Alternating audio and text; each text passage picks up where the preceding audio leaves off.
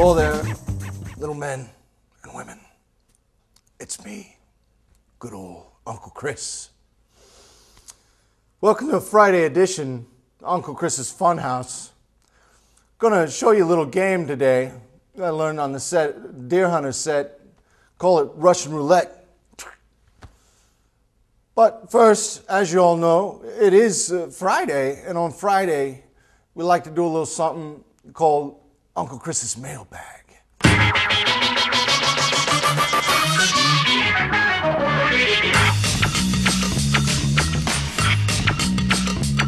You write Uncle Chris a letter, a little note, what have you.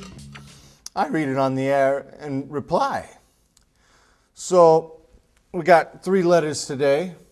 So in the words of Jenna Jameson, who I gave it to 4 times one magical night, June 1999, let's get to it already.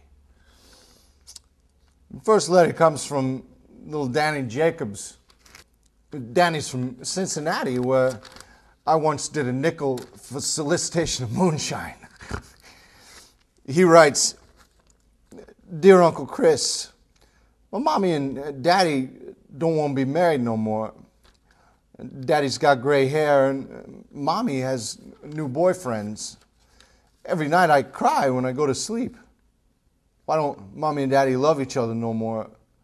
The sign, Danny." Danny. Little Danny from Cincinnati, your plight gets me right here.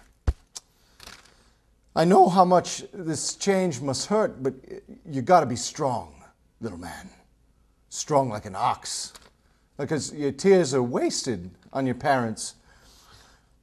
You see, your mommy's a whore, little Danny.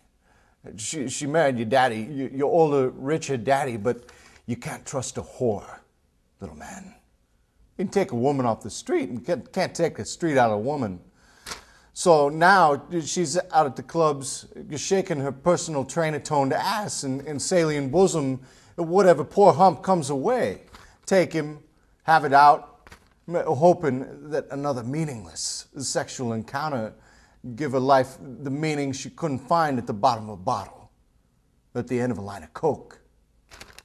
And shame on Daddy for not knowing a tramp when he saw one. I mean, he should have known that the day the money ran a little dry, day he couldn't swing that new diamond necklace, or, and this is just between you and me, Danny, day he couldn't get it up no more.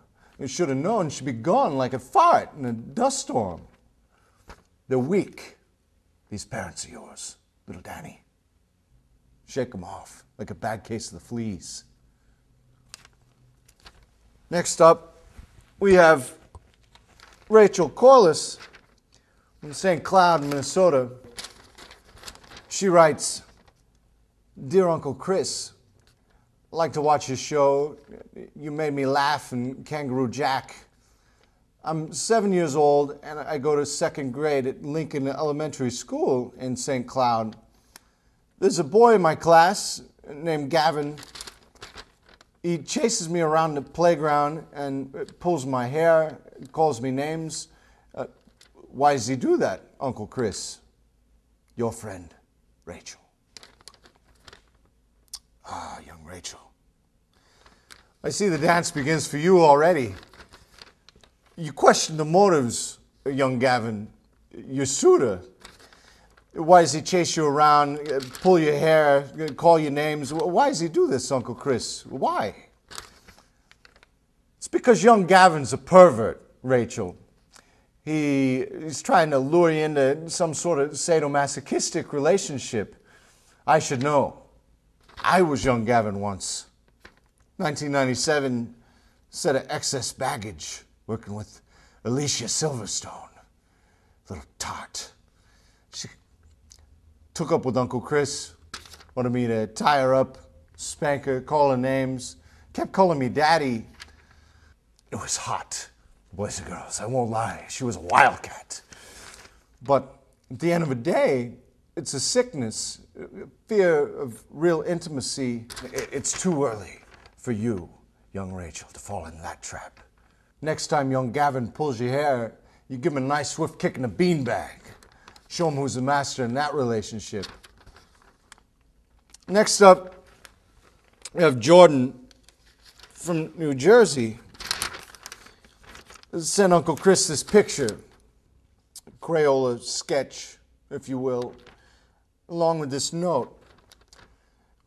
Dear Uncle Chris, I'm 4. I like you on TV. I hope you like my picture.